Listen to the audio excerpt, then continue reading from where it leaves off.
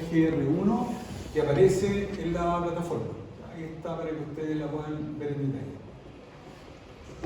Esta plataforma del T4 no es tan expedita como lo es la del T1, porque empieza a pedir antecedentes y llega un momento en que pide antecedentes que si no se entregan, sencillamente no permite ir avanzando en la plataforma.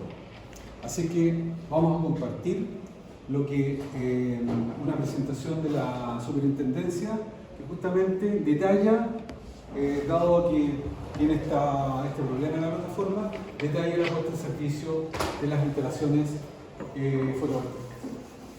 Desde el punto de vista formal, quienes pueden realizar o acceder a este trámite son los clase A y los clase B, como lo habíamos visto en la clase pasada.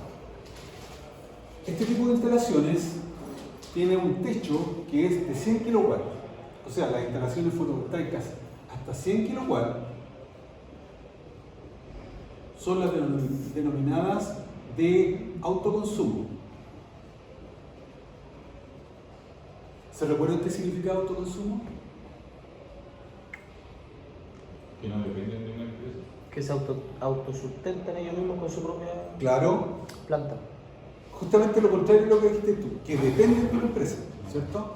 Entonces, yo puedo tener una industria, ¿cierto? Una casa habitación, entonces yo puedo contratar o hacer los servicios de la fotovoltaica para mi consumo personal y lo que me sobre son excedentes, ¿ya? Cuando subo de 100 kW hacia arriba, sobre 100 kW, entonces ahí yo estoy hablando de pequeños medios de generación distribuida, ¿ya? Entonces de ahí ya yo me dedico solamente a vender energía, ¿ya? No es autoconsumo. Entonces acá la norma hace la diferencia, ¿cierto? Que en este tipo de instalaciones voy a trabajar con un techo que son los 100 kW. Entonces acá hay un anexo que no es parte de nuestro programa, ¿cierto? Que se llaman los sistemas de cogeneración eficientes. Entonces, ese sistema de cogeneración es un sistema de eficiencia energética que nos permite digamos, aprovechar los procesos de energía térmica que se producen en algunas generadoras, por ejemplo. Entonces, por ejemplo, si yo tengo una generación eléctrica acá, entonces este generador eléctrico produce calor y ese calor se pierde. Entonces, cuando yo hablo de cogeneración eficiente, de alguna forma este calor lo comunico con una red de agua, por ejemplo, para llevar agua caliente, por ejemplo, para servicios sanitarios, ¿ya? Entonces, en ese caso, estamos hablando de sistemas de cogeneración eficiente. Entonces, estas declaraciones son realizadas una vez que se ha obtenido el formulario número 3, número 4 y se ha ejecutado la instalación. O sea, previo a esto, como lo decíamos en la clase pasada, tenemos que tener claro la factibilidad de la empresa. Si no tenemos factibilidad, entonces la verdad es que todo lo que hagamos en adelante puede ser una pérdida importante, ¿ya? Nosotros dijimos en la clase pasada que cuando nosotros iniciábamos el estudio de la planta fotovoltaica, entonces tendría que haber previo una factibilidad para verificar que efectivamente la compañía nos va a recibir, ¿cierto?, esta planta y yo voy a poder inyectar, por ejemplo, está la línea suficiente o no voy a tener que pagar un cargo adicional que no estaba considerado. Entonces, eso es previo a cualquier cosa, tratar de obtener la factibilidad de la instalación. Bueno, esa es la forma el formato del declarador, ¿cierto? Para el caso del T4, donde tenemos como inicio el root, ¿cierto? Y la contraseña que se entrega a los instaladores clase A o clase B, ¿ya? Está la recomendación, ¿cierto?, que usted realice antes el checklist, antes de poder ingresar la instalación como inscripción a la Superintendencia de Electricidad, ¿ya? Entonces es conveniente, como lo vimos en la clase pasada, revisar todos los puntos del checklist para verificar que su instalación o su proyecto esté completo, ¿ya?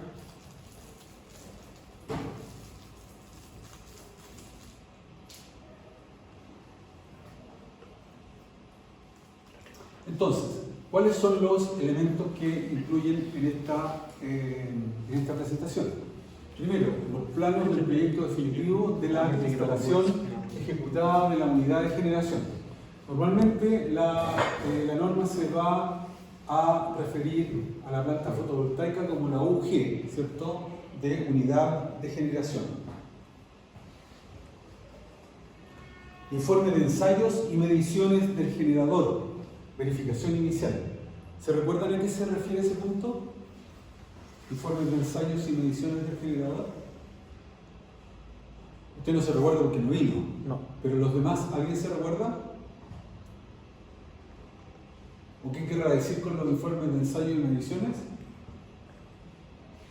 Bueno, y todo eso. Claro, hay ensayos que son ensayos, los ensayos pasivos. Esto es importante como medición porque cuando yo entrego la instalación debo verificar que tanto la continuidad, ensayo de continuidad, ensayo de aislación, medición de puesta a tierra, todos estos elementos son previos a la puesta en servicio de la instalación. O sea, yo tengo que verificar que todos esos puntos están cumpliendo la norma. Por ejemplo, medición de puesta a tierra, verificar, ¿cierto?, que tengo una resistencia de puesta a tierra menor que 20 ohms, en este caso. ¿Ya? Entonces, eso, foto, ¿cierto?, y es parte de la verificación inicial. ¿Ya? Tiene que ser menor a 20 ohms. ¿Cómo? ¿No era que bajo 20 ohms no...? Mínimo 20 ohms. ¿Mínimo 20 ohms? O sea que Claro. de 20 para arriba. Menor a 20 ohms.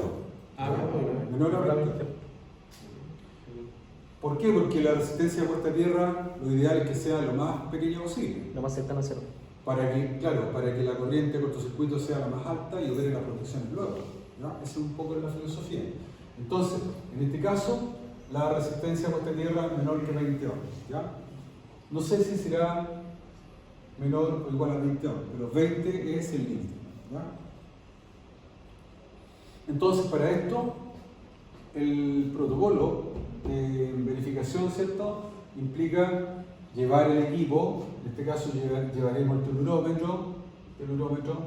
Este equipo tendré que sacarle la foto a la certificación de calibración, ¿ya?, y tendré que mostrar la medición de puesta a tierra.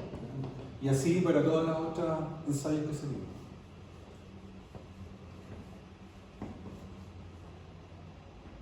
El checklist de autoevaluación, el que vimos en la clase pasada, ¿cierto?, realizado por el instalador. La copia de los formularios de solicitud de factibilidad y respuesta de la factibilidad establecida por la compañía eléctrica a la cual yo estoy suscrito. Declaración de ajustes del fabricante al convertidor.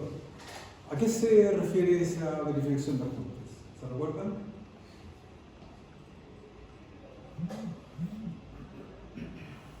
Primero, esto se refiere al inversor. El voltaje mínimo al cual funciona el inversor. El protocolo, ¿cierto?, al cual el fabricante o el vendedor tiene que entregar el equipo. Entonces, el protocolo ¿Cómo, tiene que perdón? ser... ¿Cómo? ¿Qué dijo? ¿El qué? Que cuando yo compro un inversor, ¿cierto?, tengo que tener la seguridad que ese inversor funciona bajo el protocolo chileno. Entonces el fabricante deberá entregar un certificado que diga que está de acuerdo al protocolo chileno. ¿Ya? ¿Qué consiste? Tipo 220, 50 Hz. Claro, el protocolo tiene 5 puntos. Primero, que el voltaje nominal máximo no sea mayor que el voltaje nominal por 1.1, o sea, 10%. ¿Ya? Si el voltaje excede ese valor, entonces sencillamente el inversor debe desconectar de la red. El siguiente punto es que la tensión nominal, ¿cierto?, no sea menor que el voltaje nominal por 0,9. O sea, no hay una fluctuación entre un más o menos 10%. Eso en el fondo. Las siguientes dos son que la frecuencia no exceda más de un 1% sobre el valor, o sobre los 50, o no sea menor que el 1%, o sea 49.9. Este ajuste es bien preciso en frecuencia, ¿ya? En los sistemas eléctricos, la variable más importante es la frecuencia. Por lo tanto, la frecuencia que genera el inversor debe ser muy parecida a la frecuencia de la red y engancharse dentro de esos parámetros. En caso contrario, no se debe enganchar. Y por último, lo que hablábamos en la clase pasada, la protección en isla, ¿ya? ¿Qué significa la protección en isla? Que si, como todos sabemos, el inversor debe conectar de alguna forma, ¿cierto?, su producción eléctrica a la barra, ¿verdad? Y a esa misma barra está conectada la red en paralelo. Y a esa misma barra está conectado el usuario. ¿Qué quiere decir esto? Que esta instalación fotovoltaica, si queda en isla, o sea, si queda aislada de la red, hay un corte de red, porque chocó la micro, el poste en la subestación y creó la crema y operaba la protección y no hay energía. Entonces, en ese caso, el inversor debe abrir el sistema. No debe permitir su conexión. Entonces, eso se llama funcionamiento en isla. O sea, tiene que tener un sistema de protección anti-isla, que en ningún caso funcione. ¿Ya? Entonces, esos serían los ajustes que establece la norma chilena, ¿cierto?, para los sistemas.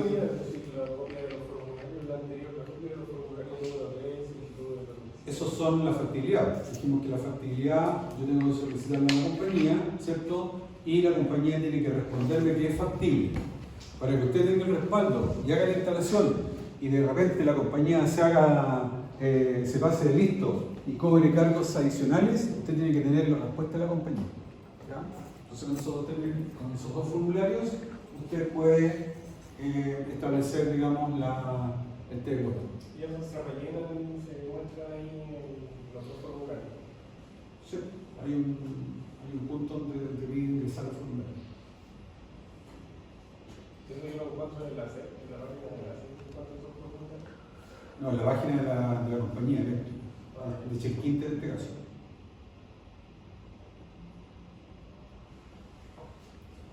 Bueno, aquí viene algo que ya es conocido para ustedes, que es parte del trabajo, ¿cierto?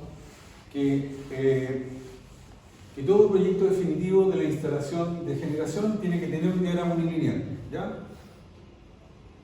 Eso es la condición fundamental para revisar un trabajo. Entonces, yo acá le doy una mirada general y veo de qué se trata, ¿no es cierto? Entonces, primero, si es generación distribuida, ¿cierto?, yo tengo que tener un empalme. Primera condición, ¿ya? Si no tiene empalme, la verdad es que no puedo estar declarando el T4. ¿Ya? Por lo tanto, alimentador del empalme y la compañía, ¿cierto?, que está suministrando la instalación, en este caso del ejemplo es SAESA. ¿Ya? Tenemos un tablero general, en donde el tablero general necesito las especificaciones generales de la puesta a tierra. En este caso, la puesta a tierra está formada por una barra Copperwell de 5 octavos por 1,5, un cable THHN de 5.2 y un cable THHN de 5.2. ¿Por qué razón? Porque la norma establece que esta puesta a tierra no puede ser menor que 4 milímetros, ¿cierto? Entonces por eso tiene 5.6. ¿Ya? Acá, este medidor no es un medidor corriente, sino que es un medidor bidireccional. ¿Qué quiere decir esto? Que de alguna forma va a registrar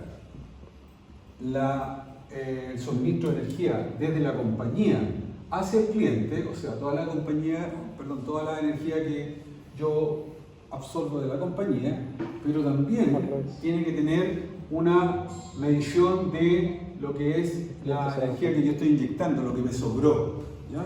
Entonces, en ese caso, tiene que tener la medición unidireccional. Bueno, si la distancia del tablero general y del tablero de distribución es mayor que 10 o 15 metros, 15. entonces tiene que haber un tablero de distribución de alumbrado, ¿ya? O tablero de distribución de los servicios que sean. En este caso, ahí yo me estoy conectando a los servicios generales del recinto, ¿cierto? y me estoy conectando en paralelo aquí. Este punto debe ser la alimentación de la planta fotovoltaica. Conectado a tierra. Veamos si eso es así. Y acá, este es el punto donde yo tengo la alimentación desde la planta fotovoltaica. En este caso, tenemos un tablero especial para la fotovoltaica, porque lo más probable es que quede lejos, ¿cierto?, del tablero de distribución. Entonces tenemos ahí un tablero adicional.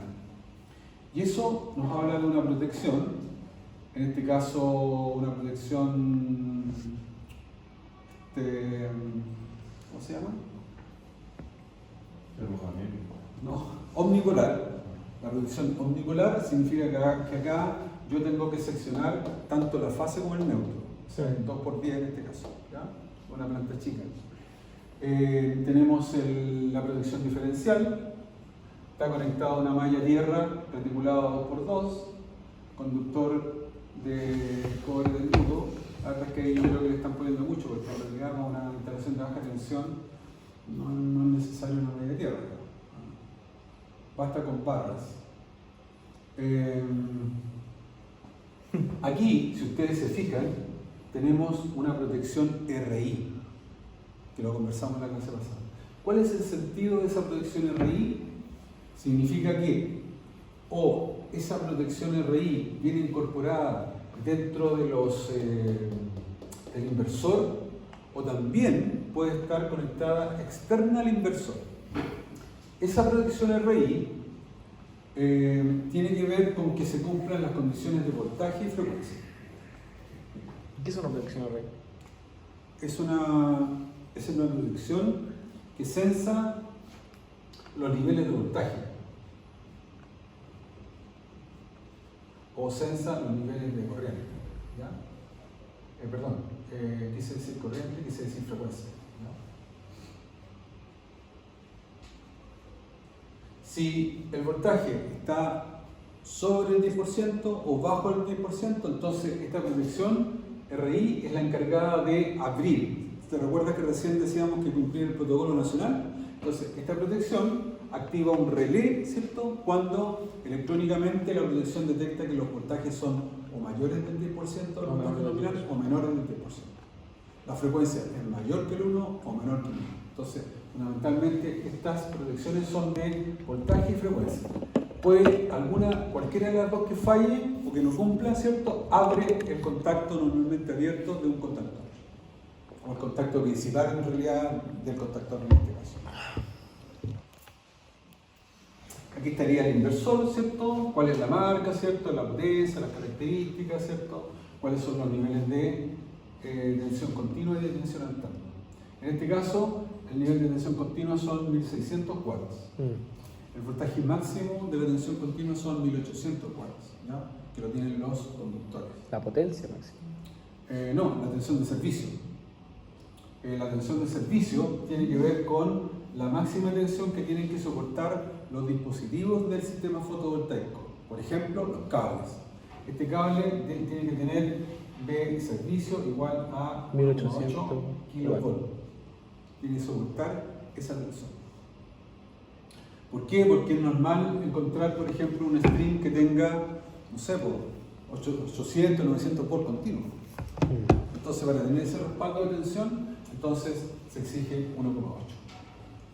Bueno, y acá el alimentador fotovoltaico y lo que ya ustedes saben que son los strings que tenga esta planta fotovoltaica. Entonces, estamos viendo, ¿cierto?, cuáles son las condiciones generales que necesita todo proyecto, que es un poco lo que le hemos pedido en el trabajo ahora que ustedes están realizando.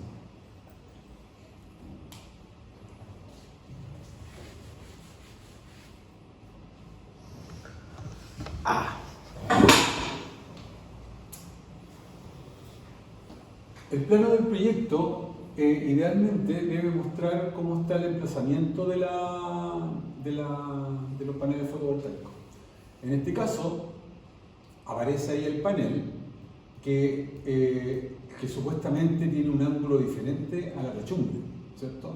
Entonces en este caso tenemos la techumbre con ese ángulo, ¿cierto? Y el panel como que está inclinado en otro ángulo para aprovechar mejor su rendimiento, por ejemplo.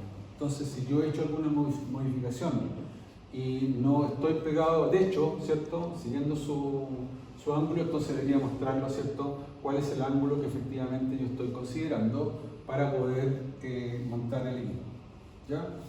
Acá sugiere la norma también que, como lo habíamos dicho anteriormente, el inversor se encuentra lo más cerca posible de las líneas de alimentación de la planta fotovoltaica. O sea, lo ideal es que el inversor se instale a veces en el techo, ¿ya?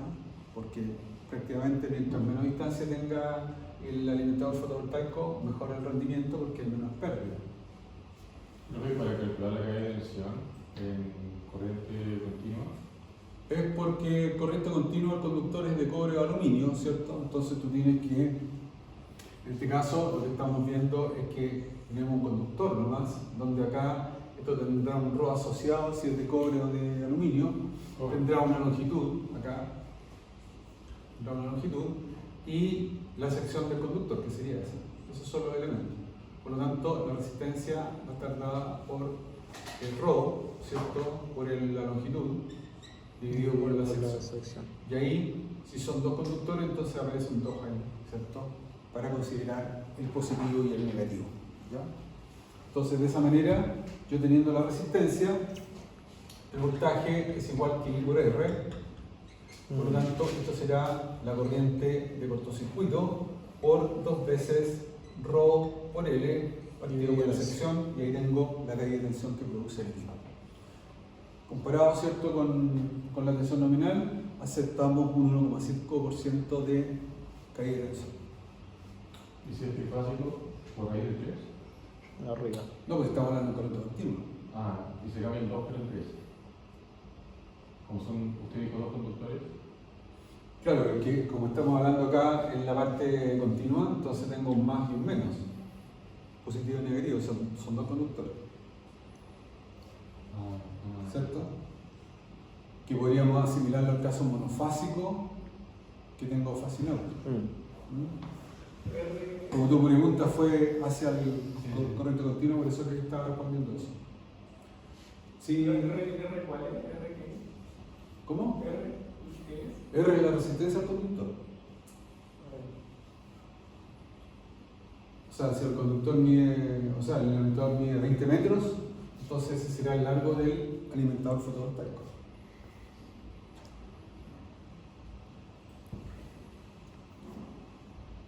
Entonces esa es parte de la información que tienen que tener los planos. Y aquí ya vienen, esto voy a tratar de conseguirme alguna cosa un poquito más decente, porque la verdad es que no se ve muy bien, digamos, pero bueno, el cuadro de unidad de generación fotovoltaica string de corriente continua. ¿Qué significa? Recordemos que aquí en la norma hablamos de la generación, la unidad de generación, y estamos hablando en ese caso de los paneles fotovoltaicos que forman los string. Entonces aquí tendríamos una etapa para los módulos, lo especificamos, para los string, lo especificamos, para el inversor, lo especificamos, y la canalización la especificamos. ¿Ya? O sea, todas las etapas que ustedes han hecho, ¿cierto?, deberían encasillarlas en un cuadro de carga. Cuadro de carga que tiene toda la información de la unidad de generación. Entonces, en este caso, la unidad de generación número 1, ¿cierto? Supongamos que tengo una sola planta, que es la que vimos anteriormente. Entonces, ¿cuántos string tiene? En este caso tenía uno solo. El tipo de módulo, en este caso, policristalino. La potencia máxima, ¿de quién? El panel, 250 watts. La corriente máxima, 8,2 amperes. ¿Creo que la corriente máxima es la suma de la corriente de los paneles? No. O se agarra un panel y esa corriente es la... Claro, eso es. Porque si tú te recuerdas en corrientes, en redes, ¿cierto? Cuando tú tienes un conjunto de resistencias así, esta corriente de una resistencia en la misma corriente total. Como los strings son formados por paneles en serie, entonces la corriente de un panel va a ser la misma de el string. Voltaje de operación, que sería el voltaje máximo. El voltaje de circuito abierto es siempre un poco mayor que el voltaje de operación. La corriente de cortocircuito y la corriente máxima del inversor. Pero si son varios strings, entonces la corriente no se suma en ningún momento la... Sí, en ese caso sí. Ya, cuando son 3 strings, la corriente por 3. Claro, en ese caso tendríamos esta misma situación de red. Sería un circuito mixto en el cual tenemos dos strings y este sería el alimentador fotovoltaico que va al inversor. Entonces en este caso tendríamos I de cortocircuito, por ejemplo, 1, y aquí tendríamos I de cortocircuito 2. Por lo tanto, eso sería 2 I de cortocircuito si son iguales. En ese caso, yo estoy esperando aumentar la potencia de la planta. ¿Se entiende? Entonces, acá este espacio, este segundo conjunto de columnas, tiene que ver con la formación del string. En este caso, el string tiene 6 módulos. La corriente máxima va a ser, como tú ves, 8,2, que es la misma de un módulo. ¿Ya? Y eso responde a tu pregunta, 8,2 y 8,2. La proyección máxima sería de 1500 watts. Perdón, la potencia máxima, 1500 watts. ¿Por qué será eso? Porque cada panel es de 250, multiplicado por 6, sería 1500. Ahí tenemos los 1500. Fusible de corriente inversa, en este caso no lo considero, y diodo de bloqueo también se supone que el módulo fotovoltaico trae los módulos de bloqueo. El inversor tiene una entrada de corriente continua. Esto es lo que me interesa. Yo por eso les decía que más que nada este curso tiene que ver un poco orientarlo a ustedes dónde buscar. En este caso, ¿qué les dice? El inversor dice el voltaje es entre 80 y 450. ¿Qué quiere decir eso? Que la ventana de funcionamiento del inversor tiene un voltaje mínimo para arrancar que es de 80 volts o un voltaje máximo para poder funcionar de forma correcta de 450 volts. En caso contrario, que yo me salga de esa ventana, sencillamente el inversor no debería funcionar. ¿Ya? Entonces esa fue el ABC de lo que nosotros partimos. La corriente, ¿cierto?, de entrada de corriente continua va a ser 10 y eso tendrá que ver de alguna forma con la corriente máxima. ¿Ya? En este caso la corriente de cortocircuito tiene 8.85. Como la protección tiene que ser aproximadamente 1.25 de acuerdo a la RG2, entonces ahí tenemos la determinación de la corriente de 10 amperes.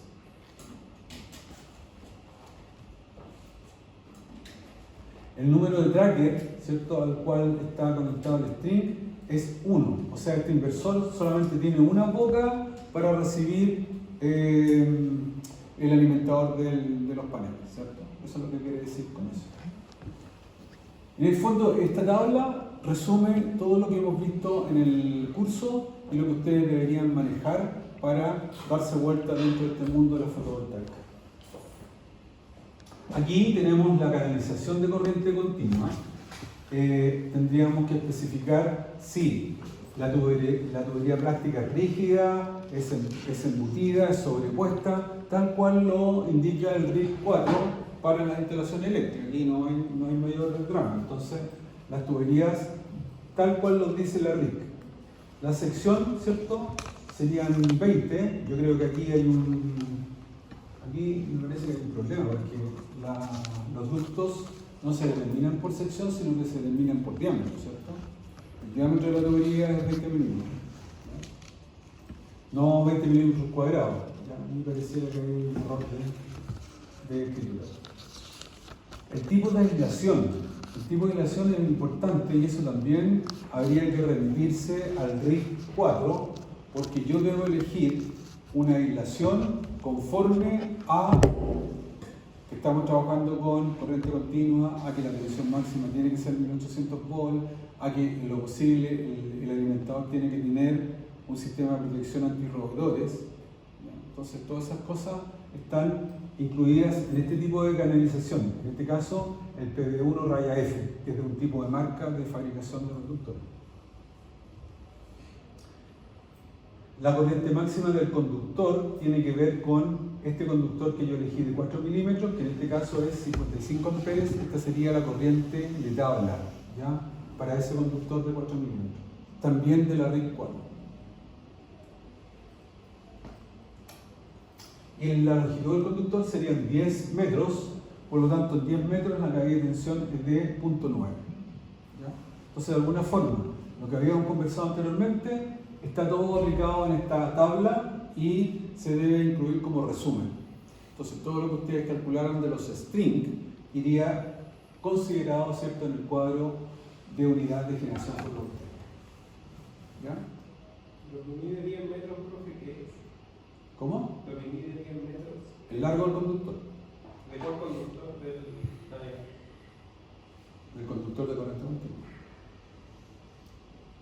Lo que estábamos viendo recién ahí, en ese ejemplo. Canalización corriente continua. Claro. ¿Y dónde está ubicado? Este está ubicado en la techumbre. Entonces, en este cuadro está prácticamente el resumen del proyecto en el lado DC. ¿Ya? Todo lo que ustedes necesitan saber. Y para saber esto, ustedes tienen que haberse metido a las fichas, ¿cierto? Para sacar los datos que están contenidos ahí, en esta tabla. Entonces se fijan que ahora ya no estamos dando la vuelta y estamos diciendo, ah, sí, ¿por qué vimos esto? Porque en realidad la tabla lo mide. ¿Estamos en frecuencia o no? Entonces, el T4 que nosotros tenemos que realizar tiene que traer todo esto. Claro, claro, como resumen final. Entonces cuando usted ponga, a lo mejor le vamos a ver que dentro de la presentación ponga los puntos más importantes. Dentro de los puntos más importantes son las tablas, ¿cierto? Con eso yo me puedo, entonces, diagrama unilineal, si tiene alguna sutileza el montaje de los paneles, ¿cierto? Entonces usted los monta a piso o los monta a techo, de acuerdo a cuál sea su caso, y después empieza a generar las tablas. Entonces, el lado de corriente continua. Claro. En la tabla dice string correctamente.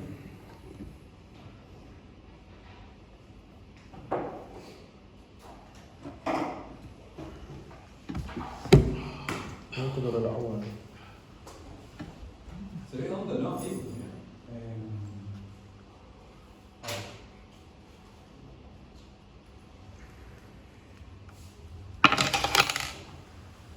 Ahí dice continuo. Eso. ¿Sí? Eso es.